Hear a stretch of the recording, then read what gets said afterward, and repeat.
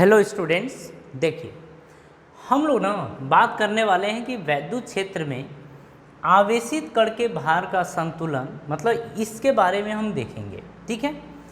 अब यहाँ पर देखिए, मान लीजिए कि कोई आवेश है जो इस तरीके के दो प्लेट्स हैं, मतलब एक पे माइनस चार्ज है, दूसरे पे प्लस है। आपको पता है कि वैद्युत क्षेत्र की दिशा प्लस से माइनस की तरफ होती है। दोनों प्लेटों के बीच की डिस्टेंस d है।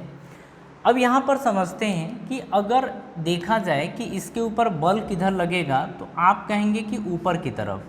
और कितना लगेगा? अगर इसका आवेश q है और द्रव्यमान m है तो ऊपर की तरफ बल लगेगा QE के बराबर। ठीक है।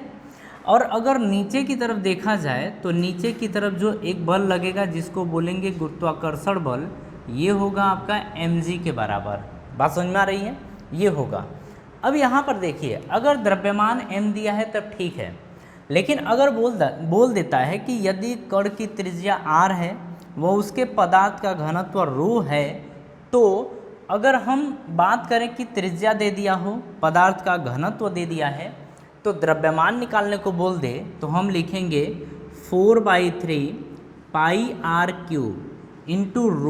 ये द्रव्यमान होता है। ठीक है, इतनी बात समझ में आ गई।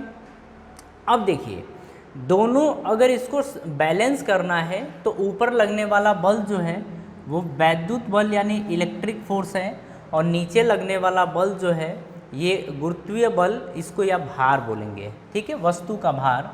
तो हम कहेंगे यहाँ पर कि जो वैद्युत बल है यानी कि ऊपर की तरफ जो लग रहा है बल यानी कि Fe, और नीचे की तरफ जो लग रहा है बल यानी कि इसको बोल सकते हैं वस्तु का भार, या गुरुत्वीय बोल सकते हैं, गुरुत्वीय बल या वस्तु का भार, इसको लिखेंगे Fg। अब देखिए, अगर Fe की बात करें तो Fe जो है वो आपका QE के बराबर होगा, इज इक्वल्स टू वस्तु का भार, और यानी कि ये mg के बराबर होगा। बात समझ में आ रही है? लेकिन अगर यहाँ से देखा जाए तो m की वैल्यू किसके बराबर है? 4/3। तो आप ये वैल्यू पुट करिए, 4/3 πr³ ρ इंटू जी, ये आपका हो जाएगा, है ना।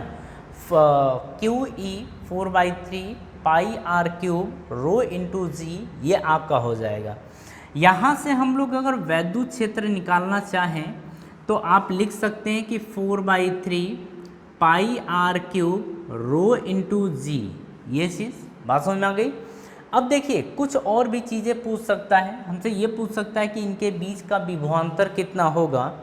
तो अगर विभवांतर की बात करी जाए तो हम मान लेते हैं कि प्लेटों के बीच का जो विभवांतर है वो V है। क्या है ये? विभवांतर, यानी कि पोटेंशियल डिफरेंस। तो विभवांतर मान लेते हैं कि अगर V है तो यहाँ पर आपको पता है कि V इज इक्वल्स टू होता है ED। V equals to ED, तो V is equals to E की वैल्यू लिखेंगे।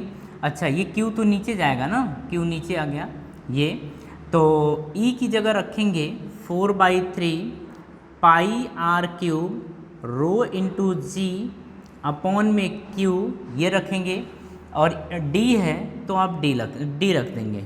देखिए, इस क्वेश्चन में बस यही है ना कि आपसे कुछ भी पूछ सकता है। जैसे आपसे पूछ सकता है कि जो कण है उसकी त्रिज्या कितनी होगी, या कण के ऊपर आवेश क्या होगा, या प्लेटों के बीच की डिस्टेंस कितनी होगी।